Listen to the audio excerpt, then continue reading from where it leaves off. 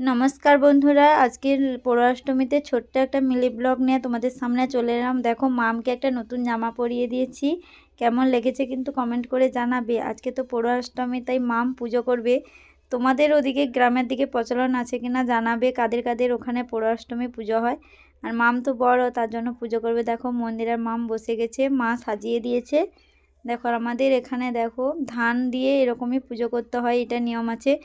দুধ এবং ফলমূল কেটে মাম বসে গেছে। দেখো, তোমাদের টাটা করছে। মা টিক লাগিয়ে দিচ্ছে, পুজো করবে, তাই সব কিছু তো সাজিয়ে গুছিয়ে নিয়েছে। মাম দেখো পুজো করছে।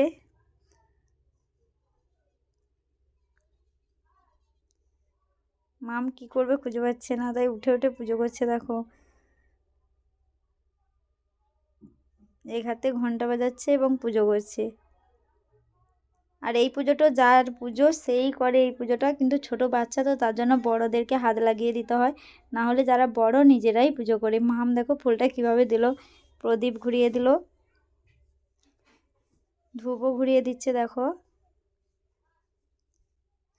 ছোট্ট মামকে তোমরা সকলে আশীর্বাদ করো। এদিকে দেখো, মা ধরিয়ে দিচ্ছে, মাম পাচ্ছে না, তাই